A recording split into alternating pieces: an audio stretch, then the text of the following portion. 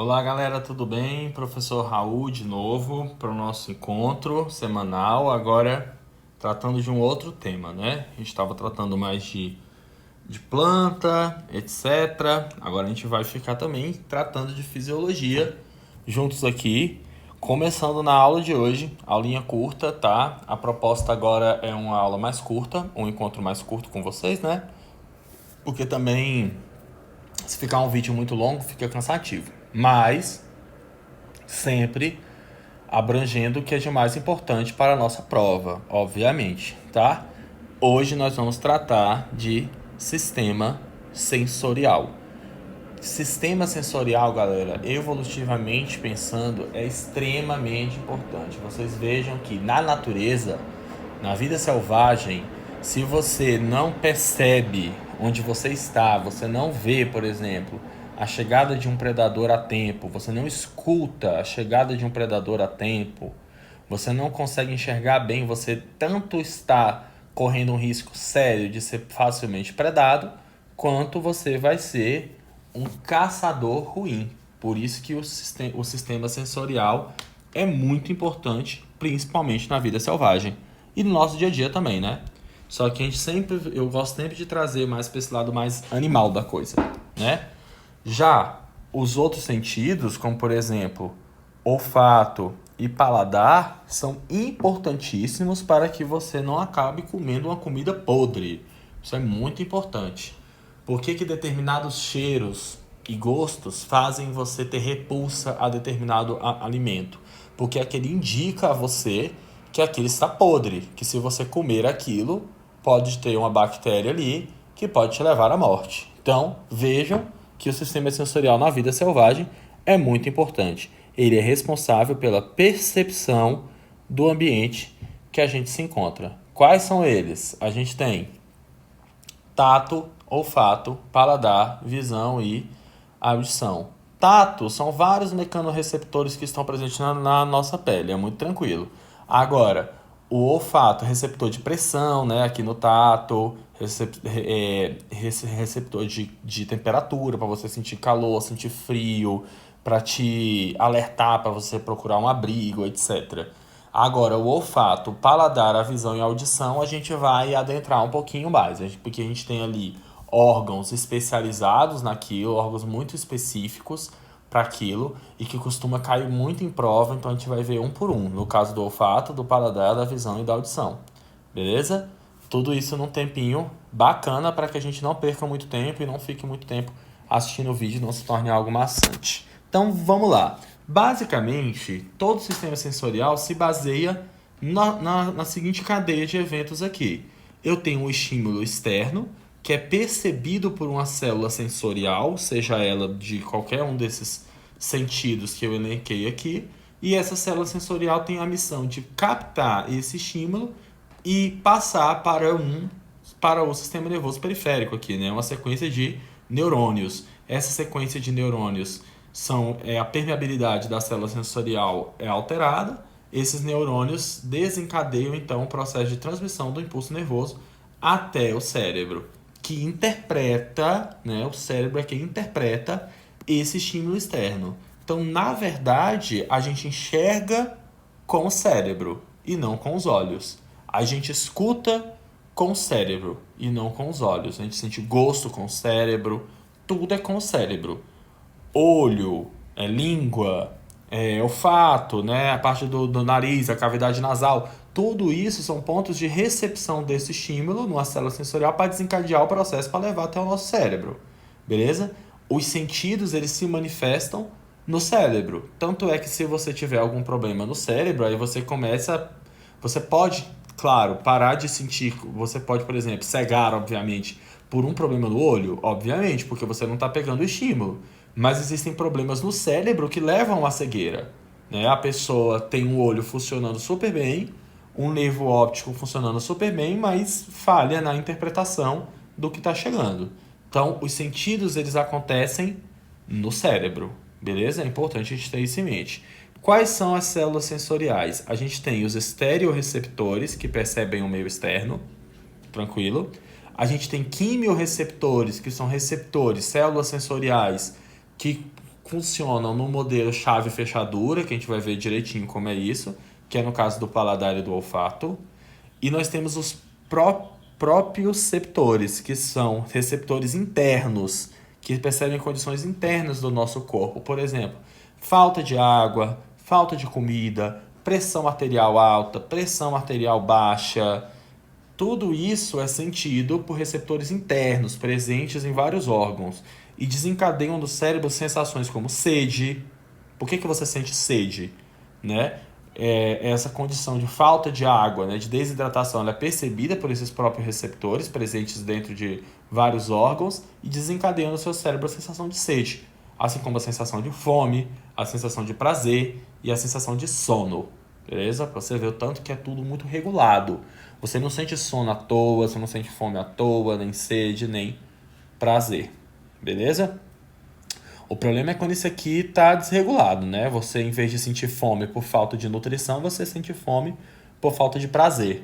É uma coisa que pode desregular. E aí você não vai comer porque você está com fome. Você vai comer em busca de prazer, beleza? Mas tudo é percepção interna, aqui no caso, beleza? Olha o que nós temos aqui. Nós temos aqui um quadrinho dedicado a cada um desses pontos de captação de estímulos externos. Eu tenho aqui o sentido da audição, o sentido da visão, o sentido do paladar e o sentido do olfato. Só o tato que a gente vai deixar tranquilo, que é só mecanorreceptores de pressão e de temperatura que estão presentes na pele, beleza? Interligados a neurônios, então é bem tranquilo. Esses aqui não, esses aqui a gente tem que dar uma aprofundadinha a mais, beleza? Vamos começar então pela audição. Olha aqui a audição. Então, a gente tem aqui a orelha, né? E a gente tem o ouvido, tá? A orelha é a estrutura externa e o ouvido é a estrutura interna. E a gente tem uma série de coisinhas aqui dentro que é importante a gente dar uma aprofundadinha aqui, só para a gente relembrar, para a gente fixar. Então, para que serve a orelha, né? Que é a parte externa, completamente externa aqui. A orelha, ela funciona como uma concha acústica aqui, ó. A orelha, ela serve para captar o som que está vindo e direcionar esse som para dentro do ouvido, beleza? Tem alguns, a gente não consegue fazer isso, mas alguns seres vivos conseguem mover a orelha, né? Você vê, por exemplo, os gatos, eles conseguem pegar a orelha, jogar para trás, jogar para cima, jogar para baixo, né? Tem vários seres que conseguem mover a orelha com o objetivo de captar melhor o som e direcionar o som. Quando o som entra pela orelha, ele cai aqui no ouvido médio aqui, ó, beleza? E ele percorre todo esse caminho aqui, ó, chamado de meato auditivo externo. Ele vem por todo esse caminho e bate em uma membrana, a membrana timpânica. É uma membraninha que tem no fundo do ouvido, né? De vocês aí, quem for fazer saúde, né, vai observar o tímpano dos colegas. Pega lá o oftalmoscópio, coloca no ouvido aqui, ó, e olha como é que tá essa membrana, para ver se ela não tá inflamada, para ver se ela tá na cor correta, beleza? É um exame bem comum de se fazer para ver a saúde do ouvido. Então, o que essa membrana faz? Quando o som vem aqui, ó, o som tá vindo aqui, ele vem e faz essa membrana vibrar. Essa vibração aqui da membrana do tímpano vai ser amplificada e vai ser levada até o nervo auditivo aqui, o nervo acústico aqui, ó, que leva essa informação vibracional do tímpano até o cérebro, onde ela vai ser interpretada. Incrível. Lá no nosso cérebro a gente vai reconhecer, esse som é uma palavra, esse som foi uma bomba, esse som é reconfortante, esse som dá medo, tenho que correr, tenho que fugir, posso ficar tranquilo, está chovendo, né? É lá no cérebro que a gente vai interpretar essa vibração que chegou aqui, ó. Então, orelha canaliza o som que vem, vibra o tímpano, e eu tenho esses ossinhos aqui, né? Parece que a gente tem assim uma oficina aqui, né? A gente tem o martelo e a gente tem a bigorna aqui e o estribo, né? O que esses ossinhos fazem? Eles vibram também e amplificam essa vibração. Então, o tímpano vibra, o martelo vibra, a bigorna também, e o estribo vibra. Aqui dentro eu tenho esses canais semicirculares aqui, o famoso labirinto, que tem um líquido aqui dentro. Esse líquido serve para amplificar essa vibração também e transmitir por meio da cóclea aqui, ó, vem canais semicirculares e a cóclea com esse líquido que vibra para estimular esse neurônio que eu tenho aqui, ó. Então, vem a vibração, tímpano vibra, esses ossos amplificam, os canais semicirculares e a cóclea preenchida com líquido vibram também e essa vibração é transmitida no impulso nervoso que vai lá para o sistema nervoso central. Beleza? No caso dos canais semicirculares, o famoso labirinto aqui, né? Eu também tenho a capacidade de perceber, de dar para a gente, mandar para o cérebro também a informação a respeito se o nosso corpo está rodando, se o nosso corpo está inclinado para frente, inclinado para trás, se estamos de cabeça para cima, se estamos de cabeça para baixo. Tudo isso está relacionado à nossa noção de equilíbrio, né? Lá no cerebelo também, né? Atuando junto com os canais semicirculares aqui. Então, quando a pessoa tem uma labirintite, sempre que tem essa terminação it, é uma inflamação desses canais semicirculares aqui, ó, do labirinto. Ele inflama e não consegue transmitir muito bem essa informação de posição do corpo. Aí a pessoa fica tonta, deve ser uma sensação horrível, tá? E aqui, ó, saindo aqui, eu tenho a trompa de Eustáquio. Ela vem aqui, ó, é um canal que vem e se liga à faringe e regula a pressão do ouvido. Então veja que tem uma ligação direta com a nossa faringe. Por isso que às vezes, por exemplo, a gente viaja de avião e essa pressão interna do ouvido aqui começa a sofrer em relação à diferença da pressão interna do ouvido com a pressão externa lá do avião. Aí você sente aquele incômodo no ouvido e engole, né? Você engole, mastiga chiclete.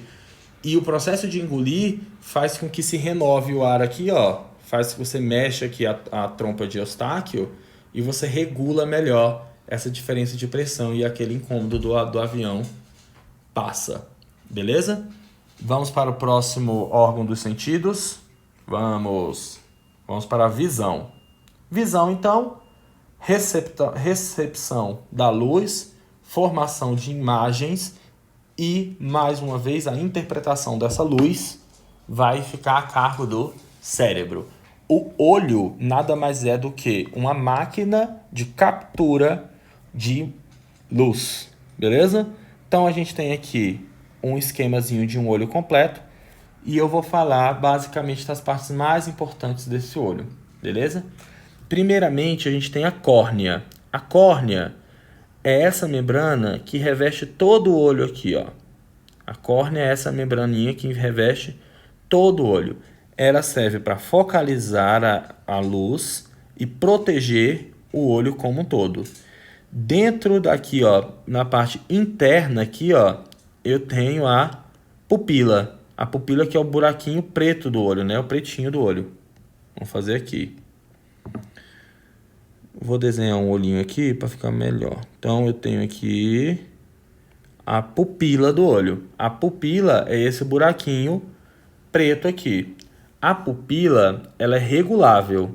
Ela pode abrir e fechar, dependendo da quantidade de luz disponível. Isso a gente percebe muito claramente em outros animais. A gente também dilata a pupila, né? Mas só que isso fica mais claro ainda em outros animais. Por exemplo, nos gatos. Os gatos, eles podem ter esse olho aqui, ó. Vou fazer aqui. Eles podem ficar com uma pupila assim, em risco, ou então, se eles estiverem no escuro, eles abrem muito essa pupila para conseguir pegar mais luz e enxergar melhor no escuro. Então, vejam que a pupila, ela é regulável. A função dela é essa, é regular a entrada de luz no olho, beleza? Aqui eu tenho um cristalino, beleza? Que é uma lente aí, agora não lembro agora do conceito da física, se é bicôncava ou biconvexa, né? Mas olha aí, vocês que estão estudando devem saber, ó. Essa lentezinha do cristalino aqui, ó, que tem esse formato, que serve então para focalizar essa luz. Essa luz vem, entra, né, focalizada pela córnea aqui, entra pela pupila, dependendo do grau que a gente deixou, e é focalizada pelo o cristalino no fundo da nossa retina. Beleza? Ela é focalizada aqui, ó, no fundo da nossa retina. Então, a luz entra no olho e ela vai bater lá no fundo do olho. No fundo do olho, a gente tem a retina, que nada mais é do que um tecido do fundo do olho aqui, ó, rico em 2 tipos de células muito importantes para as provas: os cones e os bastonetes. Os cones, você vai relacionar cones à percepção de cores. Os cones são células que percebem as cores. Então, daltonismo promove mudanças genéticas, né, que afetam os cones. Por isso que a pessoa não consegue diferenciar uma cor da outra. Já os bastonetes percebem a luz, se é uma luz forte, se é uma luz fraca. Então, no fundo aqui da retina, no fundo do olho, a retina fica aqui, ó, e a luz chega e estimula os cones e os bastonetes, que são células sensoriais. Esses, por sua vez, desencadeiam um impulso nervoso que leva essa informação aqui, ó, para o cérebro. Então, a imagem, na verdade, ela vai se formar aonde? Ela vai se formar no cérebro. O que eu tenho aqui são impulsos nervosos. Nada mais do que isso. Eu não tenho a imagem aqui. A imagem, ela só se forma na sua mente, no seu cérebro. Não quero que você imagine que aqui tem uma projeção de PowerPoint com a imagem. Nunca. A luz chega, estimula isso aqui e a imagem, quem dá a interpretação é o seu cérebro. Beleza? Tanto é que ela chega até de cabeça para baixo aqui, né? O cérebro que vai lá e coloca na posição correta. Beleza? Sabemos que o olho é preenchido por um líquido chamado de humor vítreo. O olho é preenchido por esse líquido, que serve para nutrir o olho e para controlar a pressão interna do olho. Então, é comum os humanos, dependendo de quando a nossa idade vai avançando, pode acontecer da pessoa desenvolver glaucoma, que é o aumento da pressão interna do olho, né? Se a pressão aqui é muito grande, você começa a prejudicar a formação da imagem aqui, né? Da imagem não, né? A chegada do estímulo aqui, a captação desse estímulo luminoso. E você pode, né, se não tratar o glaucoma, claro, tem colírio para isso, tem tratamento. Se você não tratar, a pessoa pode ir à cegueira. Beleza? Só para a gente revisar aqui a questão da visão. Vamos para o nosso próximo sentido, paladar. O sentido do paladar, uma coisa importantíssima é a gente lembrar que o sentido do paladar... Ah, não, já até escrevi aqui, ó, não preciso nem escrever de novo. Eu já tinha escrito. O sentido do paladar funciona por meio das papilas gustativas, por meio do esquema da chave fechadura. Como assim, galera? Tem esse desenho aqui, ó, essa representaçãozinha da língua, que tá um pouco caindo por terra, que fala que o doce fica na ponta da língua, que o salgado fica aqui desse lado, aqui fica o amargo, aqui fica o azedo.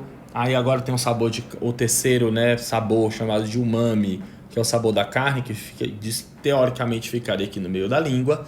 Mas isso aqui já está caindo por terra. A gente já sabe hoje em dia que a gente tem receptores de todos os sabores espalhados na língua inteira. E tem gente que tem mais para doce, tem mais para amargo, tem mais para azedo. Por isso que a gente tem gostos diferentes, né? Por exemplo, a gente gosta de coisas diferentes. Mas beleza. Como que nós sentimos o gosto das coisas? Por exemplo, quando eu observo a língua aqui, a língua é cheia desses pontinhos que nós chamamos de papilas gustativas. Nas papilas gustativas, olha aqui, tá vendo essas bolinhas aqui, ó? Eu dou um zoom e eu chego a um botão gustativo. No botão gustativo, eu tenho várias células sensoriais que estão diretamente ligadas a terminações nervosas. Como que funciona o modelo chave-fechadura aqui, ó? Se eu der um zoom aqui, na verdade, por exemplo, se eu quero desencadear um processo de estímulo nessa papila para levar ao meu cérebro a resposta doce, o que o cérebro interprete isso como doce, eu preciso de um encaixe perfeito na minha papila gustativa de uma substância química capaz de desencadear essa sensação de doce. Então, às vezes, uma molécula de glicose, né, que é a principal doce, aí, né, eu falo em doce, a molécula de glicose chega, ela perfeitamente, quando chega aqui, desencadeia esse processo, estimula essa papila gustativa por meio do modelo chave-fechadura e desencadeia o seu cérebro sentir a sensação de doce. Mas nós sabemos que o consumo em excesso de glicose pode levar a complicações, como obesidade e também o diabetes. Então, uma estratégia é o quê? A indústria farmacêutica, a indústria alimentícia, engenharia de alimentos, cria um substituto, um elemento químico, um produto que não seja glicose, mas que consiga encaixar nas nossas papilas gustativas, estimulá-las e levar ao desencadeamento dessas células nervosas, levando o nosso cérebro a sentir a sensação de doce. A gente engana a nossa língua, engana o nosso cérebro. A gente sente o sabor doce no cérebro sem estar consumindo açúcar, sem estar consumindo glicose. Beleza? Último sentido, lembrando que o tato a gente não vai especificar tanto, que é muito simples, não precisa. Último sentido que a gente vai tratar no nosso encontro, olfato. O olfato, então, ele acontece, né? Aqui na cavidade nasal, a gente tem um epitélio olfatório aqui, e aqui em cima, né, da cavidade nasal, a gente tem esse bulbo olfatório. O bulbo olfatório nada mais é do que o quê? Um conjunto de células, beleza? Um conjunto de células receptoras, também no modelo chave-fechadura. Vou escrever aqui, ó.